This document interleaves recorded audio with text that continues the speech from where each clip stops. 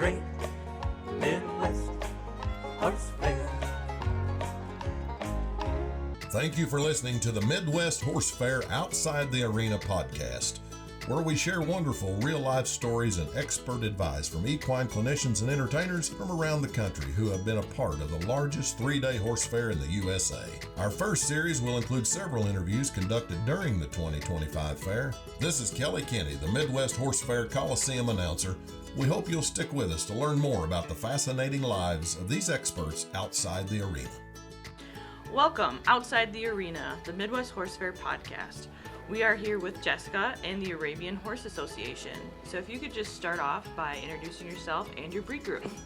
Hi, I'm Jessica Hollewell, and I'm here representing our Half Arabian Association, the Arabian Horse Association in general, with the Region 10 group. And we're having a fantastic time. Can you just start off by describing your breed and what it's all about? So the Arabian horse is one of the oldest breeds in the world, and many of the horses that you're going to see throughout the Midwest Horse Fair and throughout the nation when you go and visit other farms and everything, you're going to see ancestors that are in their lineage being Arabians. And so they are extremely versatile in various disciplines, ranging from our main ring, just going around in hunter pleasure, western pleasure, the saddle seat divisions, doing cutting and reining, ranch riding for working western, and then we also have a sport horse division, and with dressage, jumping, different things like that, and then they're just also just a wonderful family horse, and that's what they're really known for, being from Saudi Arabia. They were part of the family. They came into the tents and lived with their family. So that's something that most people don't really know. They just think Arabian, they see it, an Arabian, and everybody this weekend that has seen any of my personal horses that have been here that have said, oh, they're not a flighty Arabian. They're just chilling and they're happy and they're good. I'm like, this is how mine are. They're just, they're a horse, and any horse can act differently. They're very talented. They're very loving. Yeah, I feel that that's so important for you to talk about, the versatility of the breed and being an exhibitor at the Midwest Horse Fair and really showcasing your breed. That's a major goal of the Midwest Horse Fair, is to kind of bring all these groups together.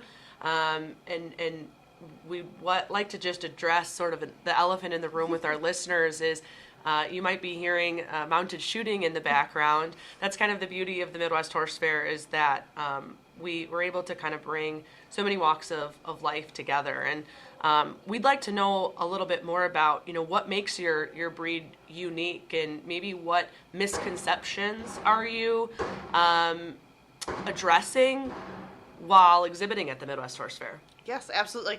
With the mounted shooting in the background, we have horses that compete in that type of very cool arena work as well. We know of a few people that actually do that with their horses. So obviously the Arabians are really well known for just being beautiful. Everybody knows the dish profile, just a very elegant moving horse and the flagged tail. And obviously their beauty is very much attractive. But the versatility is just huge. The horses really can do so many different things, from driving to doing something in hand, and under saddle, and just being a companion horse. I mean, I mentioned a few things earlier, but the list goes on from there. Distance riding and carriage driving, and there's so much. And it's just about letting the horse find where their niche is, what they want to do, and how they want to showcase their talent and ability, and that's the biggest thing. And I think that's not just with the Arabian breed, that can be for all breeds, and finding what your horse is made to do. And but the Arabian breed, I would say one of the biggest misconceptions, everybody just thinks they're hot and they just are panicky and they're just going to run off. Any horse can do that. Arabian is not just the only breed that's going to have that tagline. They just do, just because they may be more spirited, and I wouldn't disagree with that.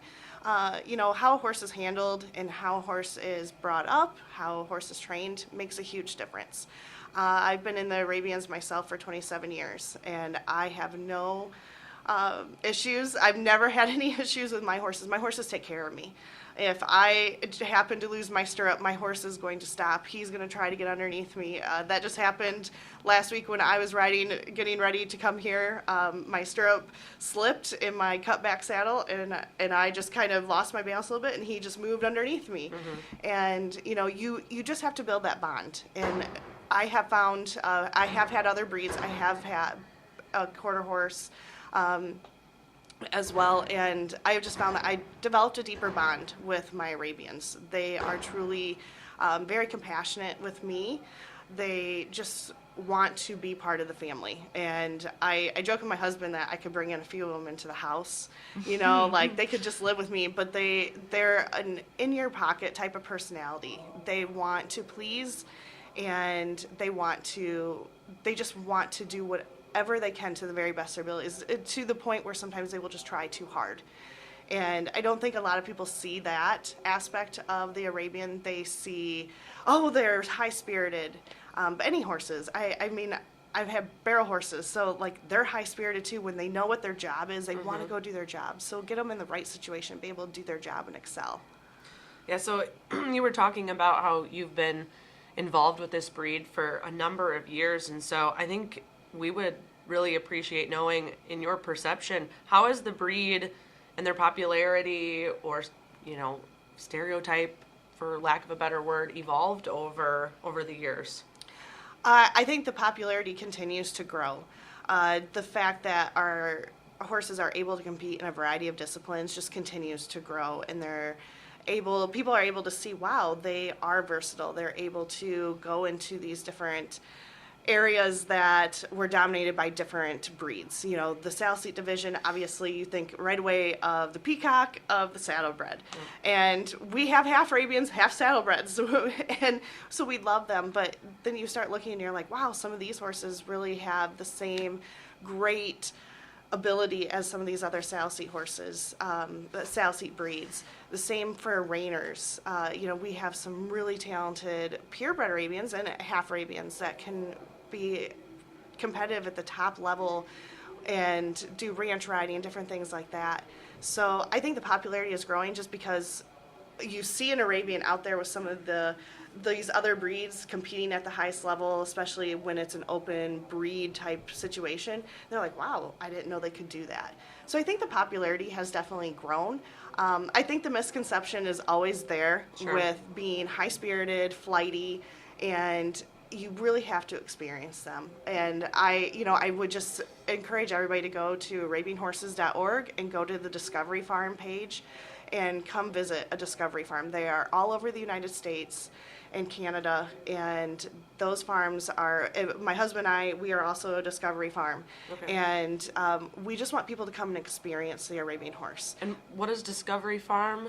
So a Discovery Farm is like, get an introduction to the Arabian horse. Come learn about them, and just, there's no pressure. You don't have to think you have to come and buy a lesson. You don't have to think you have to come and buy a horse or, really get involved, but just come meet an Arabian horse. Come experience our breed and come to understand who they really are, because I think the misconception is always going to be there, because people just talk and rumors fly, so that's one of the things that happens frequently, and I think that, just come meet them. I would love to share my horses. I have a lot of them, probably too many personally, but we have young ones and we have old ones and in between, and every single one of them, I would feel very comfortable having somebody come up to my 2-year-old stud colt and meeting him, because he just has a great personality, and we bred and raised him. We absolutely adore him.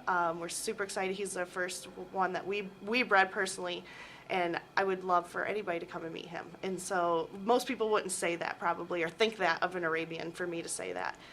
Yeah, I think that Discovery Farm concept, that's pretty cool. Yeah. I'm sure that there's maybe other breed organizations that do that to kind of support and advocate for their breed, but shout out to the Arabian Horse Association for doing that and having that as an option to learn more without, all the pressure of, having to take a lesson. Absolutely. Or buy, or, all those things. So then, speaking to that, how does your organization support its members, its breeders, and how does that all work? The Arabian Horse Association just really works at, being able to help you find the right place to go. You're very connected. It's very much like a family, and that's what I love about it. I love the family atmosphere. So it doesn't matter where you go in the United States, you're going to find an Arabian horse farm, and you're going to be able to go there and be welcomed with open arms. And I have experienced that my entire life. And the people that I have been involved with have just been wonderful. They're like, if I'm not the right person, I'll help you find the right person. And I feel like that's, egos aside, that's what you need. You need somebody that's just at the forefront helping you with that. So how do they find you? How do we go ahead and learn more about either you, your farm, the association? The great place is to go to arabianhorses.org and go to the Discover tab and then go to Discovery Farms. That's a great way. You see a ton of information listed for all over the nation and Canada, and being able to see what is local to you. Sometimes I was just talking to somebody yesterday, and they're like, is there somebody in my town? And I'm like, well, I don't know somebody in your town. It might not be super local. You might have to drive a couple hours. But it's a worthwhile investment. If you're really looking at understanding more about the breed, if you're looking at just wanting to love on some horses, it's a great way to go and do both of those things. And it's a time investment, obviously, for that, and the travel, if you have to travel any bit. But that is, I would say, the number one great place to start. And then, from there, you can build those relationships that take you further. If you want to further down any path, those farms are going to be able to branch you into the next steps that you want to take. Are you on social media as well, or is the website the best place? The website is awesome, but Arabian Horse Association is also on Facebook and Instagram. And so that's great. You can always go there. Always a lot of different highlights. We Love Arabian Horses is another side organization that does a lot of breed promotion, so they have a lot of great things. We have a bunch of information at our stalls with both of those things, and so a lot of different groups that you're going to, Equine Affair, the Minnesota Horse Expo, there's usually representatives from both of those organizations working together to just get information out about the Arabian breed and get you connected. So anywhere in the United States that you possibly could be going throughout the entire year, you're going to be able to get connected and find those resources. But if you hit the website, you hit social media for the Arabian Horse Association, Instagram, Facebook, and We Love Arabian Horses for both of those as well, you're going to be able to get connected. Awesome. Fantastic. Thank you, Jessica, for joining us outside the arena. Thank you. Thanks again for listening to the Midwest Horse Fair Outside the Arena podcast, where we share stories from expert horse clinicians and entertainers. We hope that you enjoyed this episode and continue to tune in every month and learn about the lives and hear valuable advice from the folks we are proud to have join us at the fair. Learn more about the Midwest Horse Fair at MidwestHorseFair.com.